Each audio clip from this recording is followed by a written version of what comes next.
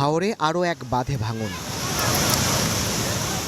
বৃষ্টির সাথে উজানের ঢল, এতে শনিবার ভেঙে যায় সুনামগঞ্জের তাহিরপুরের শমশার বাঁধ। ভেঙেছে মধ্যনগরের বোয়ালা হাওরের বাঁধ। হু হু করে পানি ঢোকে ফসলের ক্ষেতে। এখন পর্যন্ত সুনামগঞ্জে ফসল রক্ষার 4টি বাঁধ ভেঙেছে। ডুবে আছে বিস্তীর্ণ ফসলের ক্ষেত। শেষ সময়ে যারা ফসল ঘরে তুলতে পারেননি তাদের দুর্ভোগের শেষ নেই। দেখা দিয়েছে শ্রমিক সংকট। কোমর সমান পানিতে ধান কাটছেন অনেকেই। তাদেরই একজন সুনামগঞ্জ সদরের আব্দুল বশির। 7 দিন ধান কাটার আমি একলা ধান কাটতে পাই না। তেও ধান কাটবো গিলা এখন ধান ধানে তুলে যাই এখন তো বলতা চায় না এখন কিলা ওর মুখ হইতে নিজে কাটি যাওয়াই কাটতে আর তো খাইতে আর মুনাইলে তো খাইমু গিলা খাইতে হইলে তো করতেইব, না করলে তো খাওয়া যাইতো না। বশিরের মতো হাজারো কৃষকের ফসল পানিবন্দী। নদ নদীর পানি বৃদ্ধি অব্যাহত থাকায় বিপাকে তারা। শ্রমিক সংকট বাড়িয়েছে আরও দুশ্চিন্তা।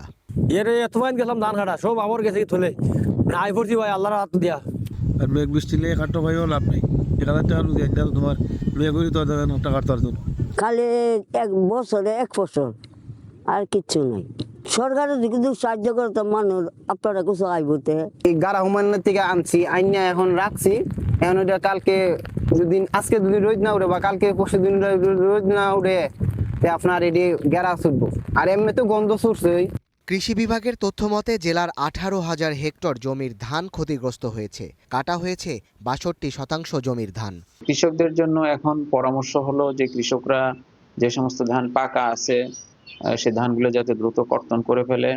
আর আমরা পাশাপাশি সিদ্ধান্ত নিয়েছি যে এখানে যে অটো রাইস মিলগুলো আছে সেই অটো রাইস মিলগুলোর সাথে যদি কৃষকরা যোগাযোগ করে তাহলে তারা ভিজা ধান কিনতে সম্মত হয়েছে বলে আমাদেরকে জানিয়েছে এবং তাদের ড্রায়ারের সুবিধা আছে। অর্থাৎ কৃষক যদি ইচ্ছা করে তাহলে ড্রায়ারের মাধ্যমে ওই ধানগুলো শুকিয়ে নিতে পারবে। আগামী 3 দিনে হাওরে বৃষ্টির পূর্বাভাস রয়েছে। Desk report, star news.